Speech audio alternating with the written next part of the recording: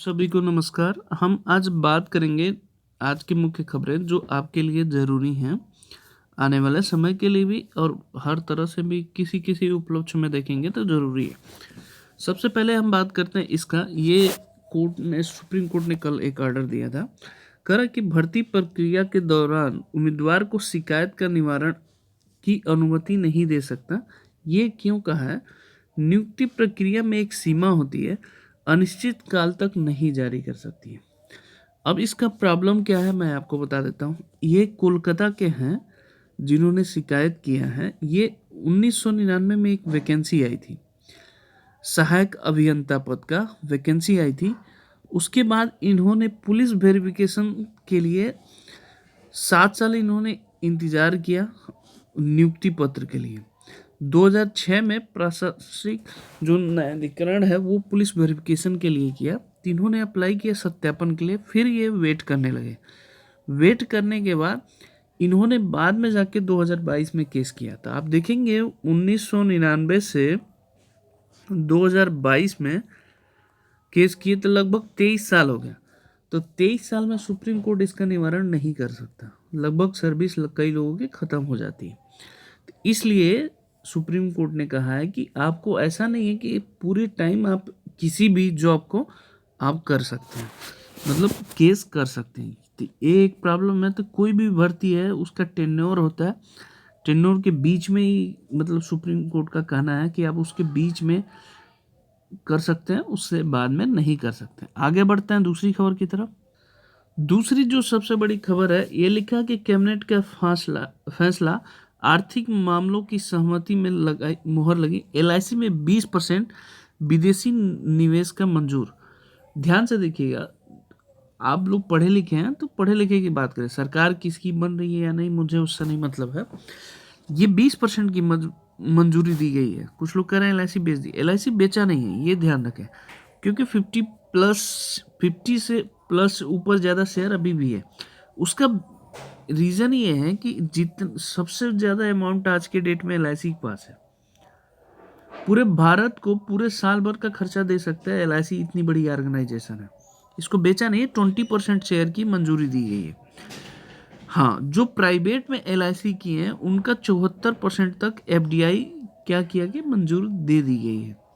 20% LIC में। इससे benefit क्या होगा कि सरकार के पास 63,000 करोड़ का मिलने का उम्मीद है। कंपनी के कामकाज में ज़्यादा पारदर्शिता आएगा। अब से पहले क्या होता था, आदमी मर जाता था, चाहे जो भी एलआईसी लिए रहते हैं उनको निकालने में काफ़ी प्रॉब्लम फेस कर। लेकिन आप देखेंगे विद इन 5 ईयर या 6 ईयर में अब काफ़ी चीज़ें बदल चुकी है। आपको मतलब क्लेम करना जो भी है, ऑनलाइन ट्रांजैक्शन, काफ़ी चीज़ें ईजी हो गई है एलआईसी की। कंपनी के प्रदर्शन ठीक रहा तो पॉलिसी धारक को निवेशक में बढ़ा, जो जैसे मान लो आपने निवेश किया 10 साल 15 साल तो उसमें फ़ायदा होगा। ये लिखा है कि सरकारी बैंकों में विदेशी निवेश की सीमा 20% है, इसीलिए एलआईसी में भी यही सीमा तय हुई है। ये ध्यान रखिए, 20%, ओनली 20%, 80% अभी भी। तो ये बेचा नहीं है। इस तरह की चीज़ें, अफवाह, राजनीतिक बातें तो आप कर सकते हैं, कोई दिक्कत नहीं। एफडीआई की मंजूरी मिलने के बाद ये बड़ी संख्या में विदेशी निवेश के रुझान दिखा सकते हैं, क्योंकि एलआईसी हर फैमिली में लगभग 1 लोग 2 लोग कराते ही कराते हैं, तो उनको भी फायदा हो सकता है। अब देखिए मकसद क्या, चालू वित्त वर्ष में निवेश का लक्ष्य 78,000 करोड़ रुपए की कमी के अनुमान के बीच में आईपीओ की सरकार की कई उम्मीदें हैं। जैसे एयर इंडिया बेच के उन्होंने 12,000 करोड़ का लगभग फायदा है। तो ये जो भी है आप देख सकते हैं, एयर इंडिया बेचा कि फायदा है नुकसान है वो आपको मतलब पता नहीं होना चाहिए, बस ये बेसिक चीज़ें जानना चाहिए। आगे बढ़ते हैं। कल मैंने एक वीडियो डाला था, यूक्रेन और रूस के विवाद क्यों है। आज भारत की तरफ से क्यों भारतीय स्टूडेंट वहाँ मेडिकल की पढ़ाई करने जाते हैं, मेडिकल की शिक्षा विदेश में क्यों जाते हैं छात्र, इसका मैं सबसे बड़ा रीज़न बता रहा हूँ। हालांकि पेपर में भी दे रहा हूँ, वैसे भी रीज़न आपको। इंडिया में आपको जरूरी नहीं कि गवर्नमेंट कॉलेज ही मिले जो मेडिकल की तैयारी करते हैं। विदेश से करेंगे तो लगभग मान के चलिए 20 से 30 लाख में आपका मेडिकल की पढ़ाई हो जाएगी। बट इंडिया में करेंगे तो 1 करोड़ के आसपास आपका पैसा लग जाता है, अगर प्राइवेट से करना चाहते हैं। अब देखिए, जब यूक्रेन में सबसे ज़्यादा मेडिकल की अच्छी पढ़ाई भी होती है, इसीलिए यहाँ देखिए कि $38 प्रति वर्ष की वहाँ है, 3800 तो इंडिया के हिसाब से 3 लाख रुपया हुआ पर ईयर की बात करें मेडिकल का। इसीलिए भारत के सबसे ज़्यादा बच्चे मेडिकल की पढ़ाई के लिए यूक्रेन गए, जो कि मोदी ने एक जाने। तो ऑब्वियस सी बात, जब इंफ्रास्ट्रक्चर आप करोगे पुराने पैटर्न पे हम करेंगे। सबसे बड़ी भारत की प्रॉब्लम क्या है, पुराने स्ट्रक्चर पे। दूसरी चीज़ फीस हमारी ज़्यादा है, तो यहाँ से मेडिकल की पढ़ाई नहीं करते हैं लोग, मेडिकल की पढ़ाई बाहर से ही करते हैं। तो इसको परिवर्तन करने की ज़रूरत है, तभी हमारे भारत में ही बच्चे पढ़ सकते हैं। नहीं तो वैसे भी मेडिकल का शिक्षा मेरे हिसाब से सबको कम ही रेट पे करना चाहिए, ताकि बेहतर शिक्षा मिल सके, आने वाले दिनों में रोज़गार मिल सके, क्योंकि ये एक ऐसा प्राइमरी सेक्टर है जहाँ पे सबसे ज़्यादा लोगों का यूज होता है। आगे बढ़ते हैं। अभी देखिए असिस्टेंट प्रोफेसर का जो परिणाम जारी किया गया था, अभी मैं रिसेंट में कल ही मैंने आपको बताया था,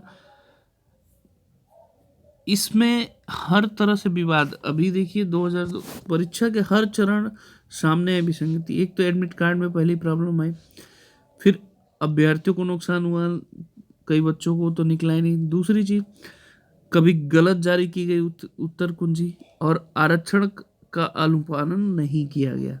मतलब हर तरह से इसकी प्रॉब्लम की गई।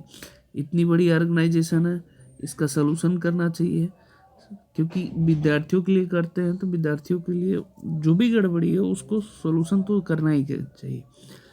बैठे लोग पता नहीं क्या करते हैं, तो आप देख सकते हैं। आगे बढ़ते हैं। फार्मासिस्ट को पंजीकरण से पूर्व एग्जिट परीक्षा पास करना जरूरी होगा। ये आप देखिए, एग्जिट परीक्षा पास करना जरूरी क्यों होगा? अब ये जो पैटर्न है उसके 3 पेपर होंगे, 3 पेपर में 50% लाना कंपलसरी है।